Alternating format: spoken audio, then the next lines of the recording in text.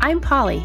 I'm a mom, a wife, a pelvic floor physical therapist, and founder of No Kegels University.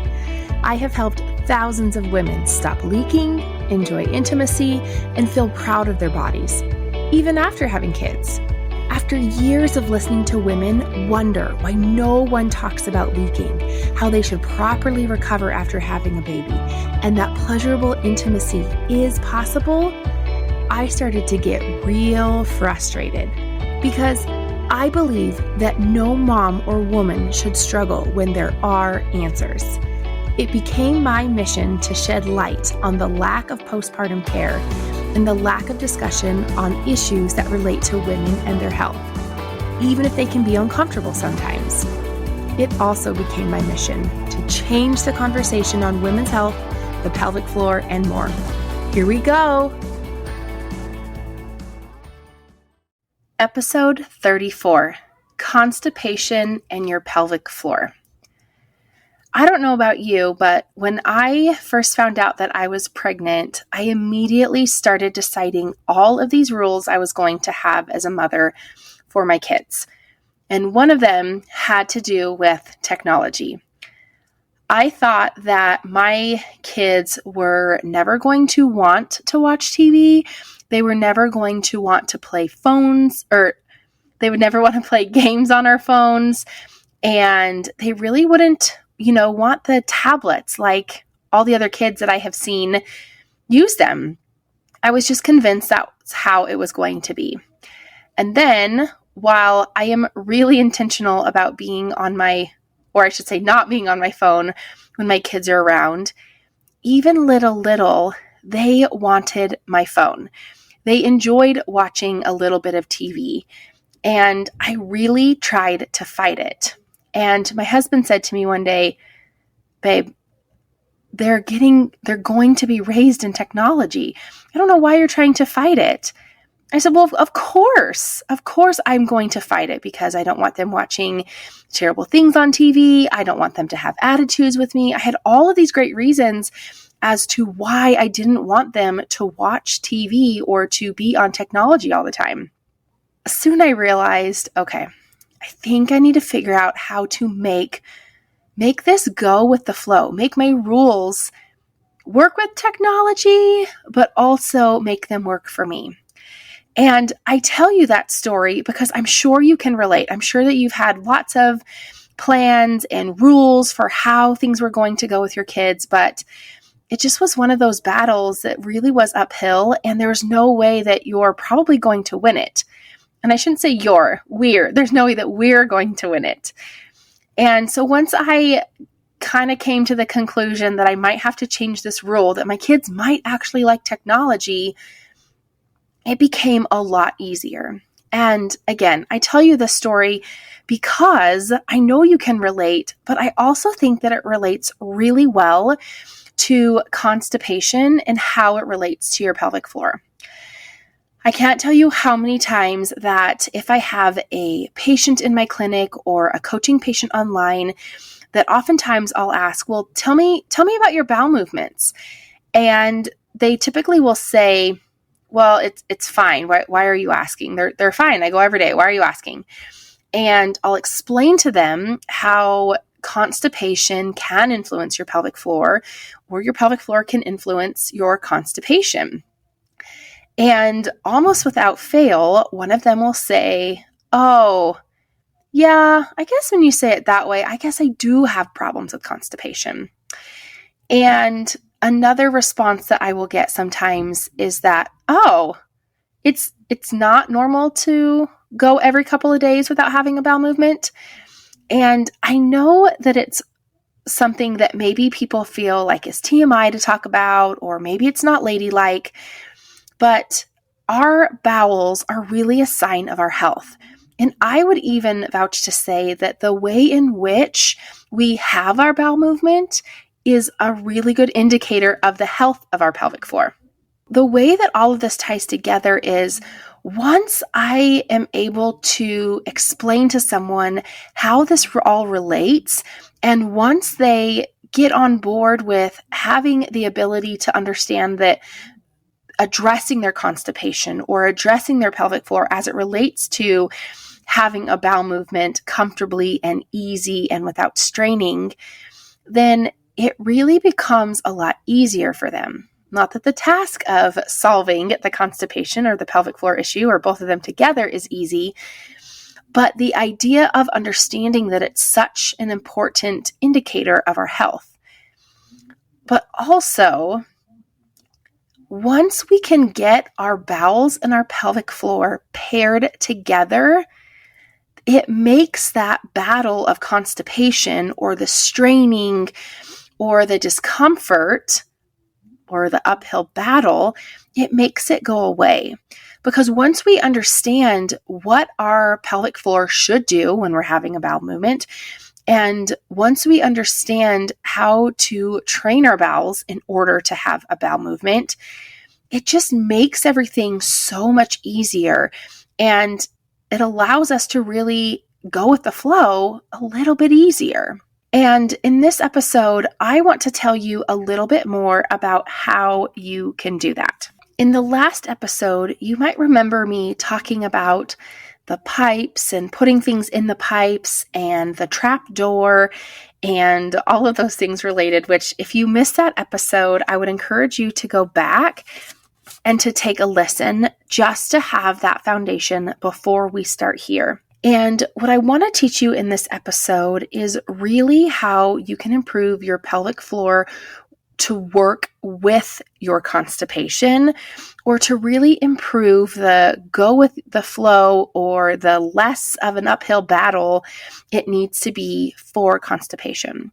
So the first thing I want to explain to you is really how you should be sitting on the toilet and how it relates to your pelvic floor. Now, if you've been around, or at least you're in pop culture, I feel like sometimes there's often jokes about the squatty potties, which it's a really fancy stool that slides underneath your toilet and then you pull it back out so that while you're sitting on the toilet, your feet are now sitting on the squatty potty. And what happens is it brings your knees, or it should anyways, if it's fitted well to you and your toilet, your knees should be above your hips as you're sitting on the toilet, and your elbows should be placed on your knees. And if you can imagine this in your mind, if this is a very foreign position, then I would say please listen up, because if we can improve your posture on the toilet, it can absolutely help your pelvic floor and your constipation together. So the reason that we want your elbows on your knees and your knees above your hips, almost like you're bending over, hunching over, kind of, but I don't want your back to be rounded. I want your back to be straight. The reason for this, and I won't bore you too much with the anatomy, is that there is I wouldn't call it a 90-degree angle, but there's a section in your bowels where when you get into this position where your knees are above your hips, almost like you're in a squatting position, right? Which is where the name squatty potty came from.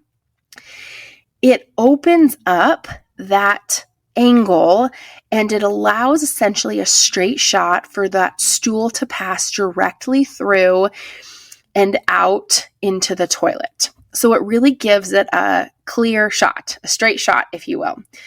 So this squatty potty idea, I'm not suggesting that you go out and buy one, which I really wished I would have thought of this idea, because long before this was actually a thing, I was telling my patients, a lot of us pelvic floor PTs were telling our patients that you could get a stool at Walmart, the ones that used to be $3.97, or if you have old phone books, which I realize are not a thing anymore, or even if you have old books or something.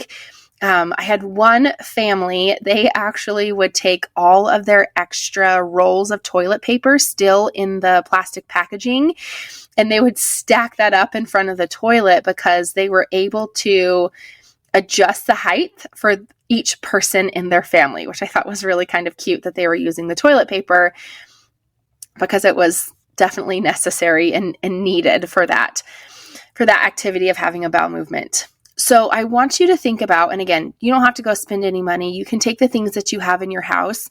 And what you're after is your knees just need to be above your hips, not excessively, just above your hips.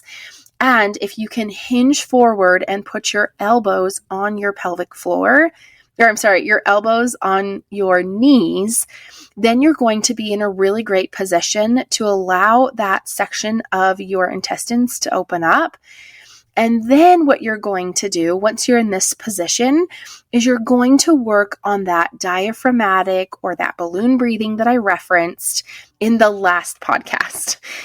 While you're here, I want you to focus on inhaling. And the nice thing about being in this position is as you inhale and that belly should blow up like there's a balloon inside of it, you should feel your belly press into your thighs, right? Because you're hinged over. So as you inhale, your belly's going to blow up and your pelvic floor, you should feel a drop, you should feel a pressure. This should happen gently. This is not something that you're forcing to happen. It's something that's happening naturally and easy. And once you get really good at this, and I even encourage you to practice this balloon breathing, where you can inhale and have your pelvic floor drop in other positions before you get to practicing it on the toilet. You can go back to episode 33 and have a listen there. But when you're in this position, you're going to inhale and you're going to pause at the end of that inhale. You're not going to push, none of the but what you're going to do is you're just going to pause. And I want you to notice how there's more pressure that's going to build up and build up and build up in your abdomen. And then you're going to exhale. This might take you 1 second, 2 seconds, 3 seconds, 4 seconds. Everybody's pressure is a little bit different. And because this is a new position that maybe you haven't practiced this balloon breathing in, that pause with that inhale, for some, it's a little more intense. They notice the pressure. So as soon as you feel that pressure, I want you to go ahead and exhale. What you're going to do here is rather than pushing the that typically people have with constipation, that they sit on the toilet and just strain and push and bear down, because you're going to put yourself in this position, it allows that pelvic floor to open up. And then in addition to this position, the squatty potty position or the knees above your hips with your elbows on your knees, combined with that balloon breathing where you're allowing that pelvic floor to lengthen, you're literally setting your bowels up and your pelvic floor up to have a straight shot to allow the stool to easily pass through and into the toilet. Now, last episode, I talked about the 2 pillars of constipation, and one of those pillars was addressing the pelvic floor. And I'll continue talking about this in the upcoming episodes. But you'll also notice in the show notes, there is a free guide called the Constipation Solution, where it's going to target the other pillar of constipation. But I bring that up so that you know that we're really staying on this topic and trying to hit constipation in your pelvic floor at a bunch of different angles. But I also wanted to mention here that as silly as it seems, as simple as it seems to sit on a toilet, be in a squat position, and then make sure your elbows are on your knees and all you're doing is breathing, like that wouldn't necessarily seem like it would be enough. But I'm here to tell you that this is part of the story to ensure that you are in a really great position to overcome or to conquer your constipation, but also it's going to put you in a really great position to protect that pelvic floor and the strength that you have worked so hard to get. Now, if you're in need of some pelvic floor strengthening, I can definitely help with that. But I would absolutely, especially if you have prolapse, I would work on managing this position. I would work on getting really good at this position and that breath together, and to be able to inhale and I'm using air quotes here, to breathe down, end of air quotes, your stool into the toilet. This is a really good sign that your pelvic floor is doing what it's supposed to, and being in this position allows your body a better position. Just like I was trying to fight this idea of my kids not wanting technology, it was an uphill battle I was never going to win. And the same thing goes with trying to sit on a toilet and leaning backwards and trying to strain. It's just not going to work. And if it does work, it's a really frustrating uphill battle, and one that if I can make your life simpler here, then I would really love to do so. The homework for this episode is to grab your free constipation solution in the show notes, where it's going to go over the other pillar of conquering constipation. If you're ready to dive straight in, you can take a look at my program called Conquer Constipation, where it goes into detail in all of these topics and really outlines and puts together a great plan for you to follow.